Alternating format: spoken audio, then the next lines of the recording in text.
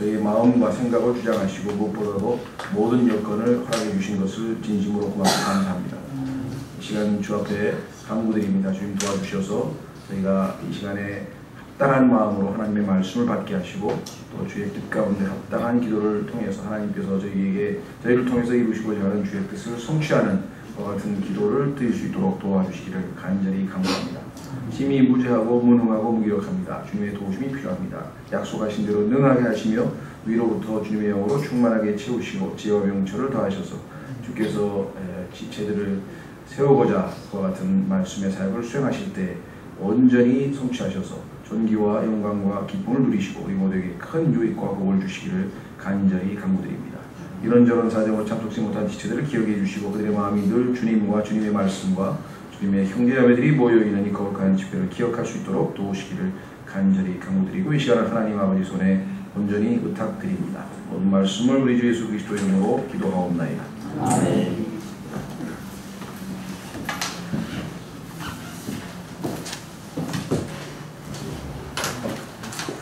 예, 오늘은 시편 119편 153절서부터 160절까지 거의 마무리 단계에 와 있죠. 시편 119편이라고 하는 것은 말씀드린 것처럼 성경에서 성경에 대하여 말씀하고 있는 아주 독특한 책이다. 그래서 성경은 무엇인지에 대해서, 성경이 어떤 역할을 하고 있는지에 대해서, 성경과 우리와는 어떤 관계가 있는지에 대해서, 그래서 무려 176절에 걸쳐서 히브리어 철자 22개의 한 철자마다 8절씩을 해서 무려 176절을 동원해서 하나님께서 자신의 말씀에 대한 언급을 해놓고 계신 아주 독특하고 성경의 심장부와 같은 그런 내용들이라고 말씀을 드렸는데요. 이제 우리는 20번째 철자죠. 레시라고 하는 철자 153절서부터 160절까지 살펴보겠습니다. 우선 본문 말씀을 한번 읽어보겠습니다. 내가 주의 법을 잊지 아니하오니 내 고난을 깊이 살피시고 나를 건지소서. 내 사정을 변호하시고 나를 건지사 주의 말씀에 따라 나를 살리소서. 구원이 사악한 자들로부터 멀리 있음은 그들이 주의 법규들을 구하지 아니하기 때문이니이다. 오 주여, 주의 친절한 긍휼이 크오니 주의 판단들에 따라 나를 살리소서. 나를 핍박하는 자들과 나의 원수들이 많사오나 나는 여전히 주의 증언들에서 떠나지 아니하나이다. 범법자들이 주의 말씀을 지키지 아니하므로 내가 그들을 보고 근심하였나이다. 내가 주의 훈계들을 얼마나 사랑하는지 깊이 살피소서.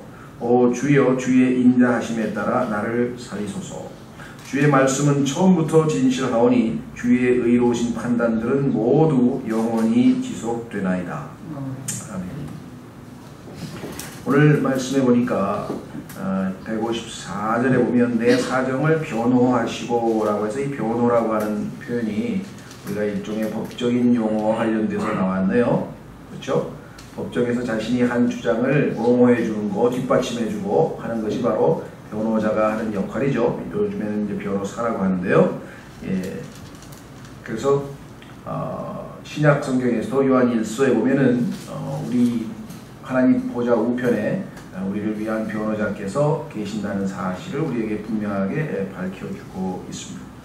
오늘 이 시편 내용으로 보니까 여전히 157절에 핍박하는 자들과 원수들이 많다라고 하는 상황을 보았을 때 여전히 어려움에 처해 있는데 그 중에서도 오늘 문맥으로 봤을 때에는 소위 말하면 그 억울한 고소를 당한, 그래서 법정에 서 있는 듯한 그런 느낌을 줍니다. 마치 우리가 보이지 않는 저 셋째 하늘에서 사탄이 하나님께 욥을 고소해서, 그렇죠? 욥에 대해서 하나님 앞에 마치 이 땅 지상에 있는 검사가 죄인에게 기소하는 것처럼, 그래서 그를 정죄하려고 여러 가지 논거를 제시하는 것처럼 그렇게 하고 있는 것 같아요. 그래서 자신이 당하고 있는 고통이 결코 정말 이 원수가 원하는 것처럼 그렇게 되어서는 안 되기 때문에 하나님 앞에 그 문제에 대해서 깊이 살피시고 그리고 변호해달라, 이렇게 지금 간구하는 모습을 보게 됩니다. 우리가 삶을 살 때는 어차피 이 땅에서는 악한 현 세상에 우리가 역시 우리 몸 안에 죄가 있고 아무리 거듭난 그리스도인이라 할지라도 또 아무리 성숙한 그리스도인이라 할지라도 여전히 우리에게는 징계가 필요하고 훈련이 필요하고 때로는 죄에 대한 징벌로서의 고통도 따르게 되어 있습니다.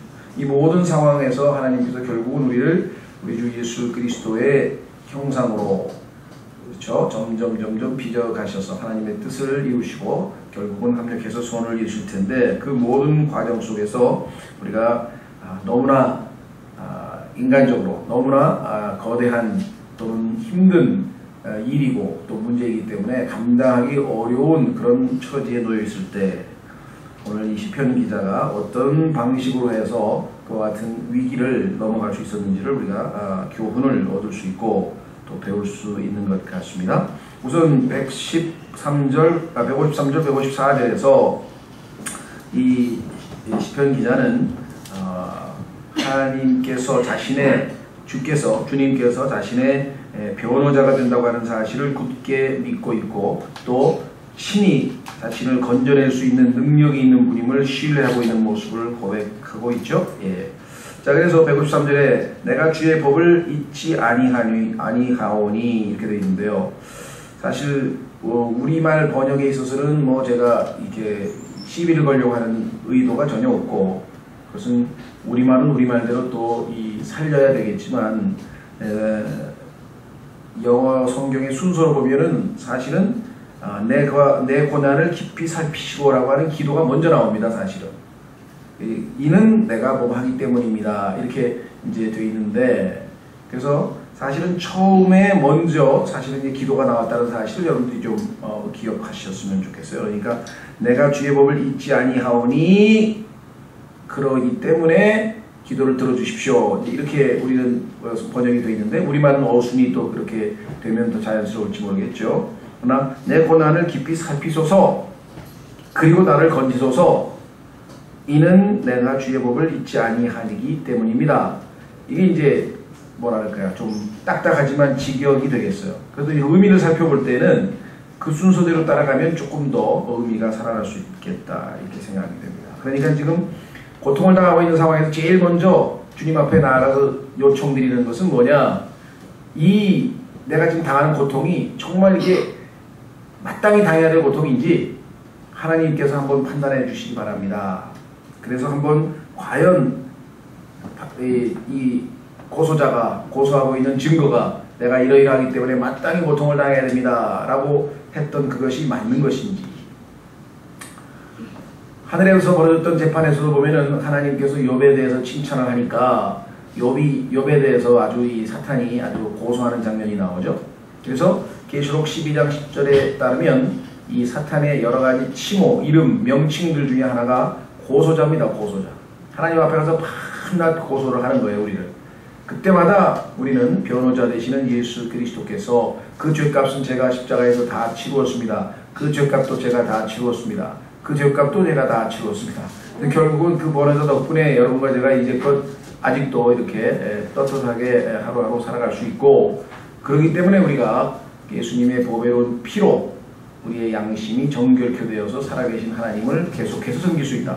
만약에 고소자가 얘기한 게 다 사실인데 예수 그리스도께서 죄값을 십자가에서 담당하지 아니하셨더라면 우리의 양심은 점점 약해져서 이제 감히 하나님 앞에 나올 수도 없는, 그렇죠. 너무 두려워서 너무나 많은 죄를 지었기 때문에. 그러나 예수 그리스도의 피가 우리의 양심을 정결케 깨끗게 하실 수 있다라고 성경은 말씀을 하는 것이죠. 자, 그래서 지금 살펴달라 그렇게 하면서 기도를 하면 이를 뭐라고 했냐면 건져달라 그랬습니다. 그 고통으로부터 건져달라 이 소리죠. 고난으로부터 건져달라. 그러면서 자신이 그렇게 기도할 수 있는 이유를 대요. 그것이 뭐냐면 주의 법을 잊지 않고 있다. 하나님의 말씀을 내가 잘 기억하고 있다. 그러니 하나님의 말씀에 따라, 그렇죠? 하나님의 말씀에 입각해서 이렇게 말이겠죠. 154절이 바로 그 말씀이죠. 내 사정을 교노하시고, 이제 깊이 한번 쭉 심의, 마치 판사가 심리를 진행하죠. 질문답변에서 심리를 쭉 진행해 보니까 이거는 범법 행위가 아니다, 잘못한 게 없다. 그렇죠. 그래서 하나님의 말씀에 따라 이번에는 내 사정을 변호하시고 나를 건지사 주의 말씀에 따라 나를 살리소서. 그래서 두 번째 기도는 이제 공식적인 요청이에요. 그러니까 변호자가 되어달라. 우리를 치면은 이 세상에서 억울한 일을 당했을 때 유능한 변호사에게 가서 우리가 변호를 의뢰하는 거죠. 내 대신 법을 잘 아시는 분이시니까, 그렇죠? 또 능력이 있으신 분이니까 내가 죄가 없다는 것을, 내가 잘못이 없다라고 하는 것을 내 사정을 좀 변호해달라. 이렇게 우리가 부탁하죠. 지금 시편 기자도 그와 같은 상황에 놓였습니다. 여러분들 여기 모르겠습니다. 재판 받아보신 분 있는지. 저는 살던 집이 갑자기 경매에 넘어가서 무슨 법원으로 나오라는 통지서가 왔는데요. 그게 벌써 기분이 별로 안 좋더라. 이게 법정에 나오려니까 그렇죠? 뭐 요즘에 뭐 경매 법정이야 뭐 그렇다고 치고, 만약에 누군가가 사기로 고소를 했다든가 여러분에게 무슨 혐의를 뒤집어 씌워가지고 법원에서 출두하라고, 경찰서로 출두하라고 그런 소환장이 날라오면 얼마나 겁나겠어요. 그렇죠? 그런 심정을 우리가 생각해보면 얼마나 이 급박한 상황인가를 우리가 미루어 진단할 수 있습니다.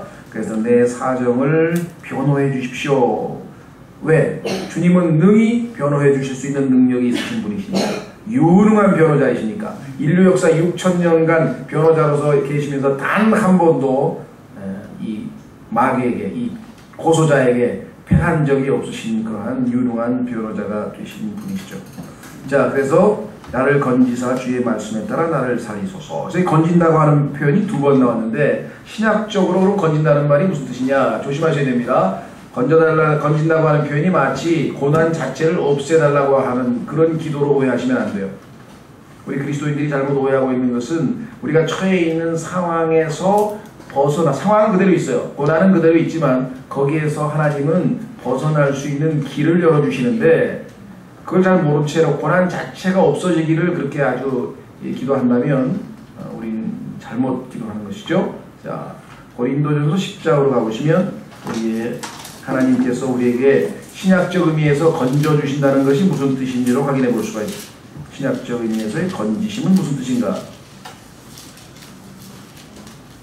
고린도전서 10장 13절에, 고린도전서 10장 13절에 사람에게 공통적으로 있는 시험 외에는 너희가 어떤 시험도 당하지 아니하였나니 하나님은 신실하사 너희가 감당할 수 있는 것 이상으로 시험당하는 것을 너희에게 허락하지 아니하시고 또한 그 시험과 함께 피할 길을 내사 너희가 능히 그것을 감당하게 하시느니라.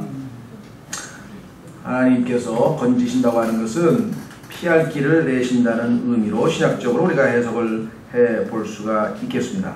그러니까 내가 내 능력으로 피할 길을 찾아서 발버둥을 치면 오히려 고통은 가중될 뿐이죠. 그렇죠? 여러분들이 늪에 빠진 사람들 생각해 보세요.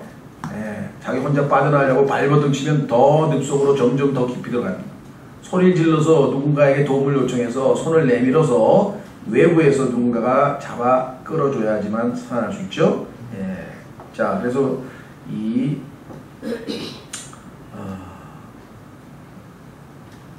이와 같은 상황을 우리가 염두에 두고 153절, 154절을 한번 살펴보았는데요.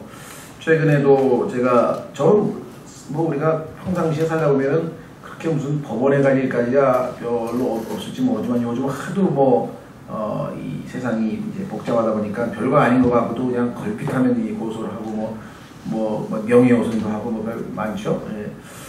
최근에 제가 아는 친구 하나도 그 보험회사에서 병원을 하는 친구인데, 보험회사에서 이 병원에서 하는 치료가 불법이기 때문에 그동안에 받아간 보험료를 다 돌려내라. 그러니까 병원이 앞으로 그 치료를 못해서 수입이 줄어드는 거는 말할 것도 없고, 지난 10몇 년 동안 해온 그 지불했던 보험료를 다 도로 달려달라는 거예요. 그러면 어떻게 되겠습니까? 졸지에 그냥. 그래서 확인해 보니까 이 보험회사가 소위 말하면 무슨 신기술 무슨 위원회인가 이런 사람들을 동원해 가지고 서류를 이렇게 만들어서 이제 고발을 한 거예요. 그래서 아무런 잘못이 없기 때문에 어떤 의료 기술을 통해서 어떻게 진료를 했고 어떻게 했고 이것은 해외 학술지에 어떻게 나와 있고 쭉 해서 답변을 해가지고 딱 보냈더니 또 신기술평가위원회에서도 이것은 불법이 아니고 좋은 치료 방법이다 이렇게 해서 별 문제 없는 줄 알았어요. 그랬더니 이번에는 또 보험회사 몇 군데라도 담합을 해가지고 왜냐면 환자들이 좋은 진료를 받으면 보험료가 더 나가잖아요. 예를 들면 요즘에 그 실손보험이라 그래가지고 그런 그 보험을 들면은 병원비 들어갈 만큼 도로 줘야 되는데 소위 말하면 비싼 치료를 했다 이거지. 그래서 돈을 더 많이 받아갔다. 그렇게 해서 이제 불법으로 몰고 가서 그걸 다 도로 되찾아가려고 하는 거예요. 그러니까 보험에서 아주 최소한의 적은 돈만 주려고 하는 거겠죠. 그래서 지금 재판이 진행 중인 경우 지금 저한테 기도 부탁을 해서 제가 저도 기도 중인데요. 이런 일들이 뭐 우리에게는 안 생겼지만 아마 당황스럽지만 이런 말씀을 통해서 우리가 하나님 앞에 말씀에 따라 나를 살리소서.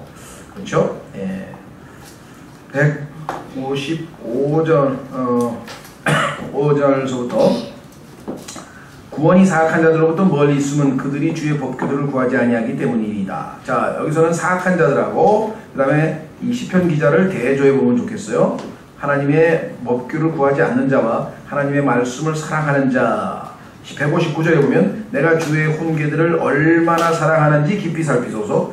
주여 주의 인자하심에 따라 나를 살피소서. 여기 보시면 주의 말씀을 구하지 아니하는 자와 그 다음에 주의 말씀을 사랑하고 구하는 자. 그래서 둘을 대조해 보면 어느 쪽 편에 서야 우리가 합당한 편에 서 있는지 한번 확인해 볼 수 있을 겁니다.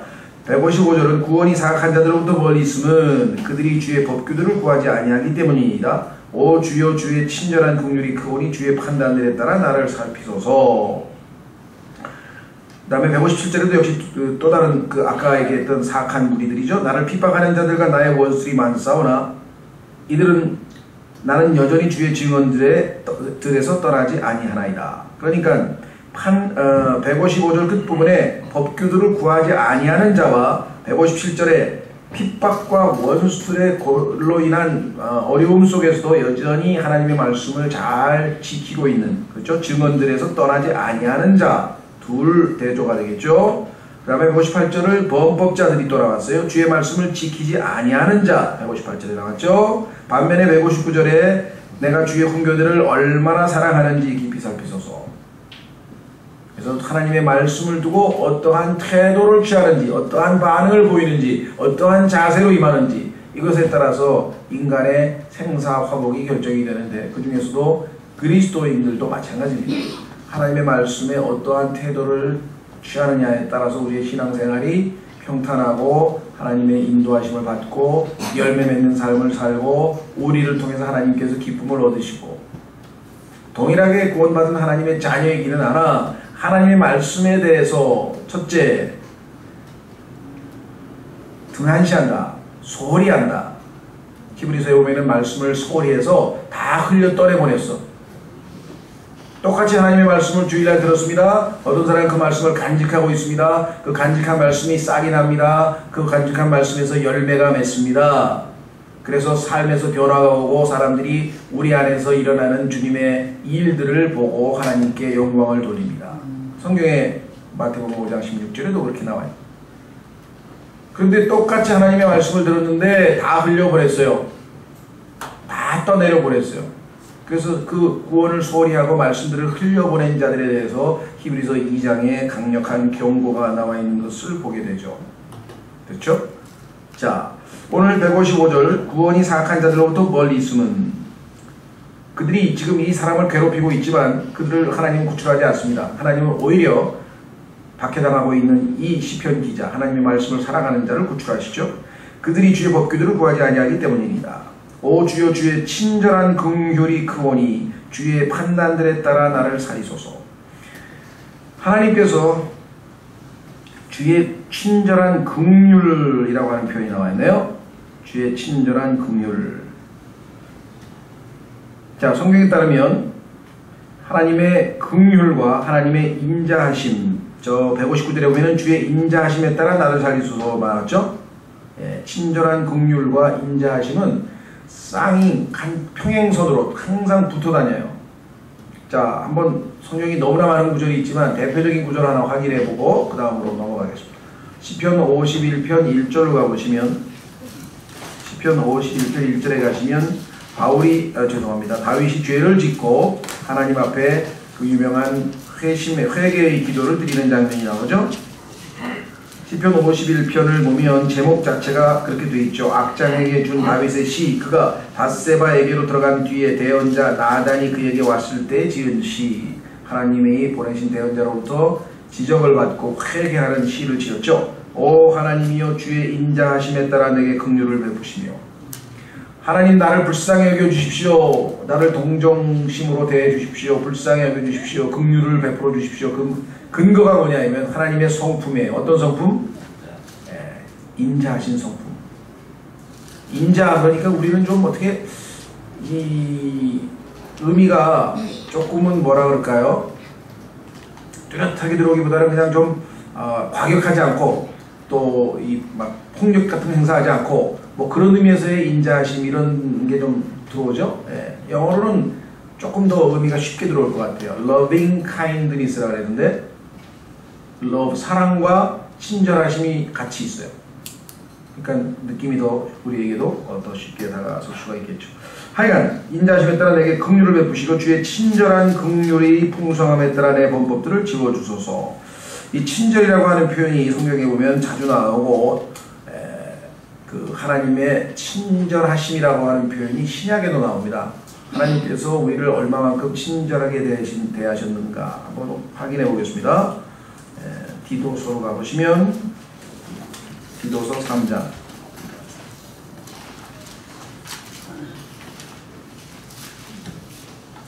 디도서 3장 4절 디도서 3장 4절 사람을 향한 하나님 곧 우리의 구원자의 친절과 사랑이 나타난 뒤에 그분께서 우리를 구원하시되, 그렇죠? 친절과 사랑 이 두 가지가 합쳐지면 어떻게 됩니까? 그게 인자예요. 우리말로 번역하면 loving kindness.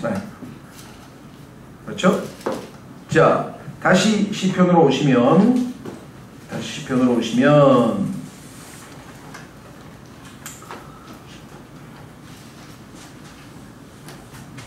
하나님의 긍휼은 주의 판단들에 따라 나를 살리소서. 하나님의 말씀에 근거한 긍휼이어야지 우리가 아무렇게나 하나님의 긍휼을 바란다고 해서 하나님께서 아무 때나 주시는 것은 아닙니다. 하나님께서 정하신 말씀에 따라, 그렇죠? 원칙에 따라 분명하게 주시는 것. 그래서 주의 판단들에 따라 나를 살리소서 이렇게 고백했죠.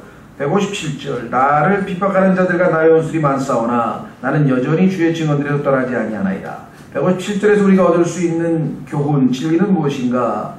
비록 우리가 핍박이나 원수들에 의해서 고통을 당한다 할지라도 이 세상에서 신앙생활하면서 어떠한 어려움이 있다고 해서 그것으로 인해서 하나님의 말씀을 떠날 수 있는 핑계거리는 될 수 없다. 그렇죠? 너무나 상황이 힘들어서요. 제가 그때 그냥 죄를 지었어요. 이겨내지 못하고 넘어졌어요. 뭐 그런 간증들이 얼마든지 있을 수 있습니다. 우리가 나약하니까. 그러나 그것은 정당한 건 아니죠. 회개하고 다시 또 돌이켜야 될 것이지 상황이 어렵다고 해서 하나님의 말씀대로 안 할 수도 있다. 그건 아니라는 것이 여기 나와 있죠. 이 시편 기자는 핍박하는 자들과 나의 원수들이 많사오나, 이 시대를 살고 있는 우리에게는 개념이 좀 쉽게 안 들어오죠. 뭐 우리가 박해를 그렇게 핍박 정도까지 받을 정도로 심한 어려움을 겪었을까? 또 원수들이 많다 그랬는데 과연 얼마나 우리에게 우리 신앙생활을 방해하고 하는 원수들이 있었을까? 물론 우리가 영적으로 적용하자면 뭐 게으름이라고 하는 원수도 있을 것이고 미움이라는 원수 여러 가지 적용할 수 있겠지만, 그러나 실제적인 의미에서 우리를 괴롭히고 하는 것들이 이 시대는 그렇게 많지 않아요. 우리가 지금 사실은 어떤 의미에서는 굉장히 좋은 시대에 살고 있고 어떤 의미에서는 굉장히 역으로 힘든 시대에 살고 있는 것은 뭐냐면, 어려움이 닥칠수록 신앙은 간절해지고 기도는 뜨거워지고 점점 성화가 촉진되는 반면에, 왜냐하면 성경에서 육체의 고난을 당하는 자가 죄에서 그쳤다 그랬거든요. 하나님께서 적절하게 우리에게 고통을 주셔서 죄를로부터 멀리하고 성화될 수 있는 길을 열어주시지만, 그러나 우리가 처해 있는 환경이 워낙 정말 뭐랄까요, 편안한, 고통이 없는, 모든 여건이 아주 좋은 그런 상황이다 보니까 오히려 마귀의 다른 종류의 미혹에, 믿기에 쉽게 아주 무너져버리는 성향을 우리가 보이게 됩니다. 오늘날은 주님께서 정말 아주 실망하는 그런 교회 시대가 바로 라오디게아 교회 시대다, 이렇게 말씀할 수 있죠. 자, 여기 보니까 핍박하는 자들과 나의 원수들이 많사오나 옛 나는 여전히, 이렇게 나와 있죠. 나는 여전히 주의 증언들에서 떠나지 아니하나이다. 어떠한 상황에서도 저는 하나님의 말씀을 붙들겠습니다. 저는 이와 같이 살겠습니다. 하나님 앞에서 그의 삶을 고백하고 하나님 앞에 자신의 신앙을 보여드리는 그런 계기가 됐습니다. 158절, 범법자들이 주의 말씀을 지키지 아니함으로 내가 그것을 보고 근심하였나이다. 더더군다나 이 시편 기자는 하나님의 말씀을 쉽사리 어겨버리고 무시해버리는 참으로 그러한 악독한 자들이 그런 하나님의 말씀에 대해서 대하는 그 태도와 자세를 보고 너무나 마음이 무거웠어요. 불쌍히 여기기도 했겠죠. 그리고 마음이 무거웠다. 여러분은 어떠신지 모르겠어요. 주변에 어떤 형제가 너무나 세상적이 돼서 하나님의 말씀을 사랑하고 주님을 섬기기보다는 한때 주님을 잘 섬기던 형제가 세상으로 떠내려가거나, 또 믿음이 신실했던 형제가 주님을 의심하거나 참으로 안타까운 일들이 벌어지면 여러분 어떻게 됩니까? 다양한 반응이 있겠죠. 제일 형편없는 반응은요, 무시하는 거예요. 우월감을 갖고. 그렇죠? 야, 저 그리스도인이 저게 뭐야 저게, 야, 저걸 신앙생활이라고 하고 앉았냐?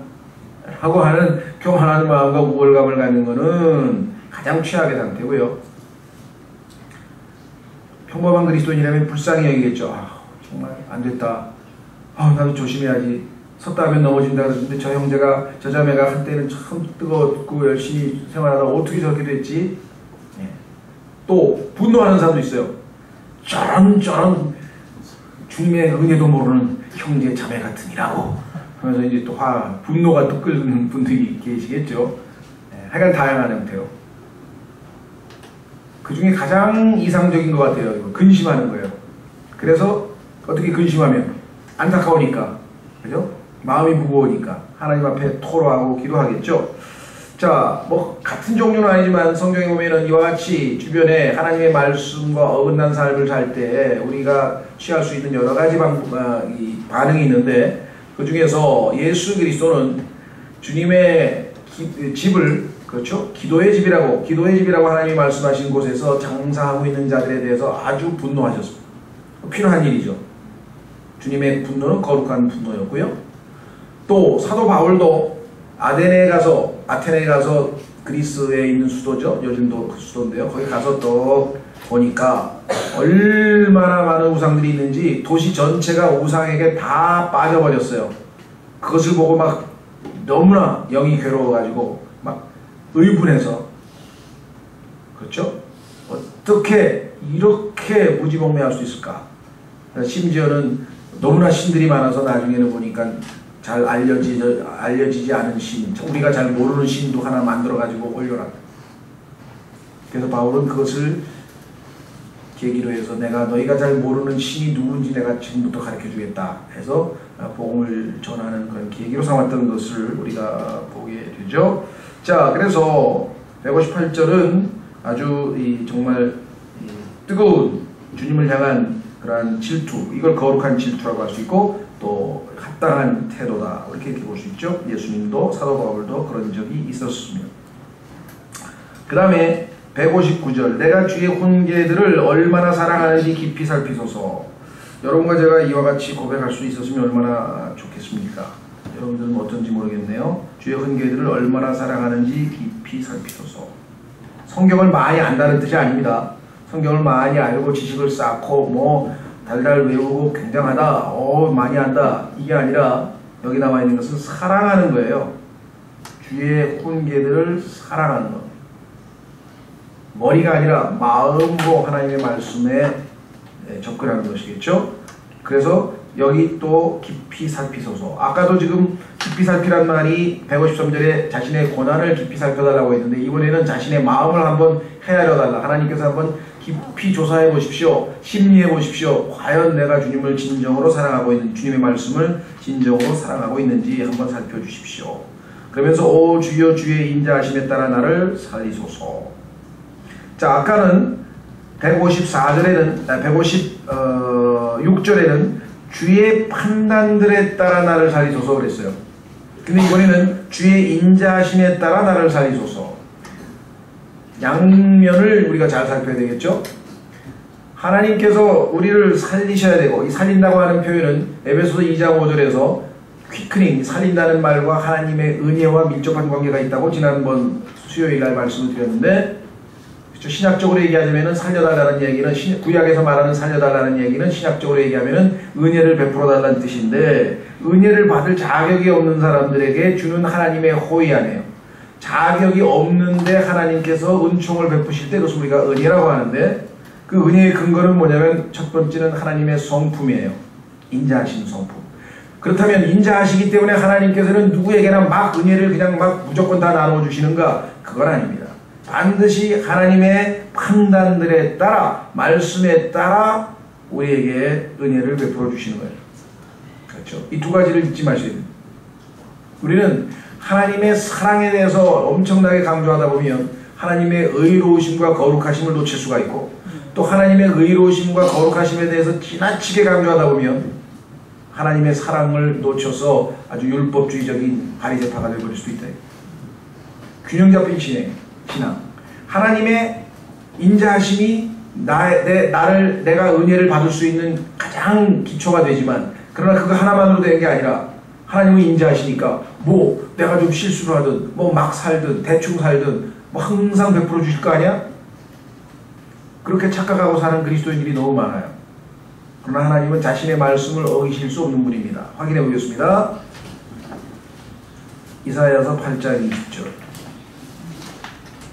이사야서 8장 20절. 여러분들이 하나님이 기도 응답을 안 하신다든가 왜 나에게 은혜를 안 베푸신다든가 하면 혹시 내가 하나님의 말씀에 어긋나기 때문에 하나님께서 하나님의 말씀에 따라 은혜를 주셔야 되기 때문에 나에게는 내가 은혜를 누리지 못하는구나, 그렇게 확인해 보실 수 있을 겁니다. 이사야서 8장 19절서부터 보시면, 그들이 너희에게 말하기를 부리는 영들을 지닌 자들과 슬쩍 엿보고 중얼거리는 마술사들에게 구하라 할 때 백성이 마땅히 자기들의 하나님께 구하여야 하지 아니하겠느냐? 산자를 위하여 죽은 자에게 구하겠느냐? 무상에게 가서 예를 들면 요즘으로 치면 뭐 점을 친다든가 아니면 뭐 이런 방식으로 해서 심령술사에 가서 뭐 도움을 청한다든가 아니면 뭐 마인드 컨트롤을 해서 어떻게 해본다든가 아니면 정신과 의사한테 가서 도움을 좀 받는다든가 이런 식의 것들에 대해서 하나님은 그 다 죽은 자들인데 산 하나님에게 와서 구해야 될 텐데, 20절 그들이 율법과 증언에게 구할지니 만일 그들이 이 말씀에 따라 말하지 아니하면 그 까닭은 그들 안에 빛이 없기 때문이라. 아무리 그들이 율법 박사고 훌륭한 목사고 능력 있는 사역자고 그 누구라 할지라도 하나님의 기록된 말씀에 근거해 봤을 때 어긋나면 그것은 빛이 없기 때문입니다.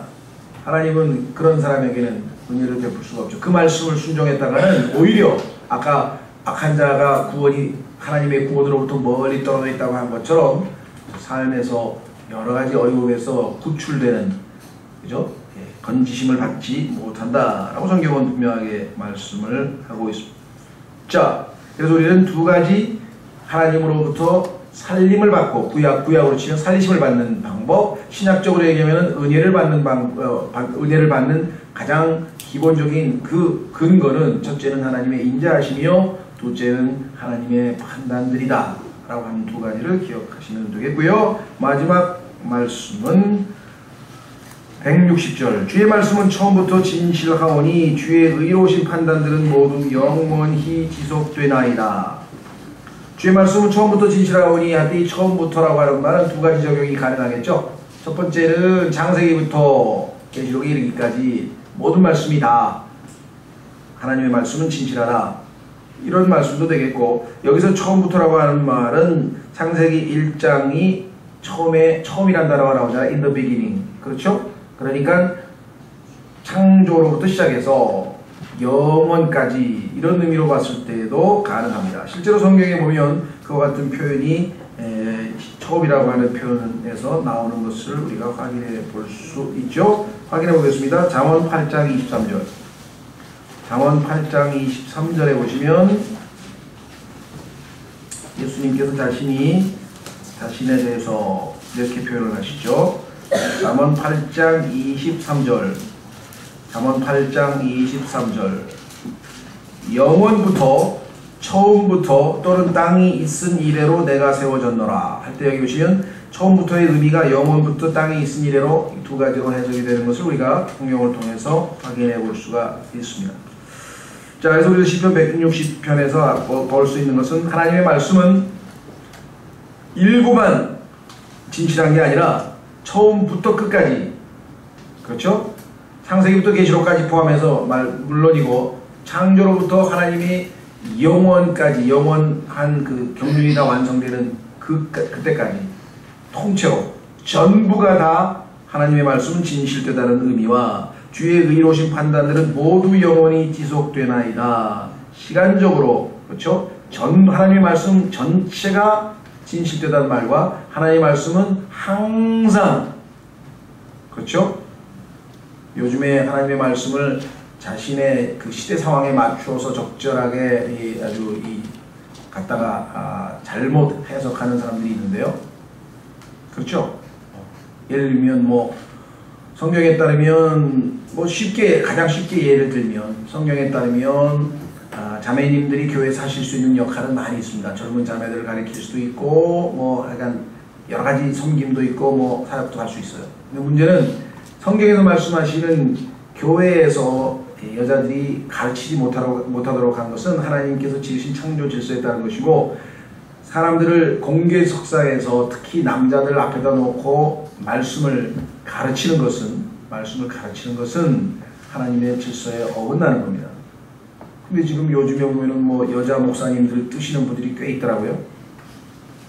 그분들은 성경에서 그 부분만은 싹 빼놓고 있는 건지, 하나님의 말씀은 처음부터 다 진실되다 그랬는데 그 부분은 진실하지 않은 건지 그거를 싹 빼.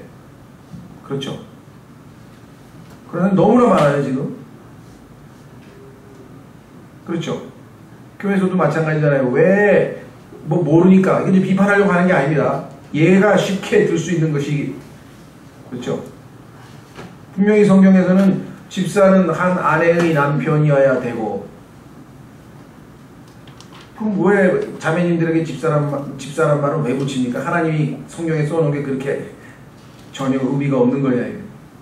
그렇죠? 감독도 마찬가지예요. 장로 같은 경우도 이런, 우리가 볼 때는 그 교회 조직, 요즘 여성 자원이 어떤 시대인데 여자들이 남자보다 훨씬 유능하고 똑똑한 시대에 무슨 2000년 전에 무슨 뭐라 그러나요? 까먹던 시대야 하면서 무슨 옛날 구식 얘기를 하냐 그러면서 이제 하나님의 말씀은 2000년 전에는 맞는 거였는데 2000년 지난 지금에는 구식이 돼가지고 낡아빠져서 여자들도 목사도 시키고 집사도 시켜야 되는 거야. 그럼 그렇게 해석해서 성경해야 되나요? 아니잖아요. 그렇죠? 물론 훌륭한 집사님도 많고 훌륭한 권사님도 많고 아주 그런 분들 개개인의 신앙을 제가 비판하는 게 아니에요.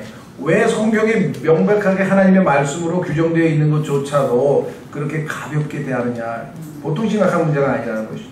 그거 이외에도 말할 수 없이 이제 셀 수 없이 많지만 그냥 제일 쉽게 그냥 얘기할 수 있는 거기 때문에 제가 얘기를 드리는 거죠. 자, 그래서 다시 말씀드립니다. 주의 말씀은 처음부터 진실합니다. 또 지금까지 21세기 현재까지 단 한 번도 진실하지 않은 적이 없는 말씀이 이 말씀입니다. 과거에는요, 성경에서 과학적으로 모순되다고 하는 것들을 많이 끄집어냈었어요. 그래서 창세기 1장 1절도 과학적으로 모순된다고 했었어요, 한때는. 예? 왜냐면은 에너지는 영원하다고 주장을 했거든, 과학이. 근데 총명해 보니까 창세기 1장에 보니까 에너지가 영원한 게 아니라 언젠가 물질이 창조됐던 순간이 있었어. 그리고 언젠가 물질이 끝나는 순간이 베드로후서에도 기록되어 있어. 그럼 어떻게 된 거냐 이게 과학자들. 나중에 과학자들이 연력학 제2법칙을 발견하고 나서 에너지가 시작된 시간이 시작이 있었고 언젠가 끝이 나는구나. 스스로 창세기 1장이 자신들이 과거에 주장했던 그 에너지 보존의 법칙이라고 하는 법칙 한 개만 발견했을 때에는 맞는 줄 알았는데 성경이 틀린 줄 알았는데 자기들이 발견한 두 번째 법칙에 따라서 보니까 오히려 성경이 창세기 1장 1절이 과학적으로 더 맞다라고 하는 사실을 스스로 밝혀냈는데 이런 내용이 셀 수도 없이 많아요. 그러니까 과학이 스스로 성경이 틀렸다 그랬다가 나중에 성경이 맞아서 수정을 한 게 누구 말 맞다나 루블 박물관에 가면 몇 킬로가 뭐 셀 수도 없이 많은 자료들이 그렇게 과학의 오류. 그래서 여러분들 과학에 대해서는 증거가 너무 많기 때문에 떨 필요가 하나도 없어요. 누가 과학적으로 성경이 잘못됐다 그러면은 조금만 기다리면 돼. 우리가 과학적 지식이 없어서 반박을 못하지. 그러나 조금만 기다리면 자동으로 또 스스로가 제가 틀렸네요 하고 찾아와. 그게 뭐 한두 번이 아니니까. 예. 자, 처음부터 온통 창세기 1장 1절부터 계시록 22장 21절까지 콤마 하나, 콜론 하나 1.1에 완벽하게 100% 참된 것이 절대적인 진리가 바로 이 성경이에요. 그러니까 이 성경을 믿으면 절대적으로 올바를 수 있어. 빗나가지 않을 수 있는 거예요. 얼마나 이 훌륭한 지침이겠습니까? 그렇죠? 그래서 이 시편 기자가 그렇게 또 말씀 시편 119편에서 173절이 하나님의 말씀에 관한 내용이에요. 3절 빼고 전부 다 아주 하나님의 말씀에 대해서 두 번 더 남았는데요. 이제 오늘도 하나님의 말씀이 우리에게 어떠한 힘을 주는지 어떠한 역할을 하는지 살펴봤는데요. 오늘 말씀을 놓고 잠깐 기도하고 기도 제목을 놓고 들어가겠습니다.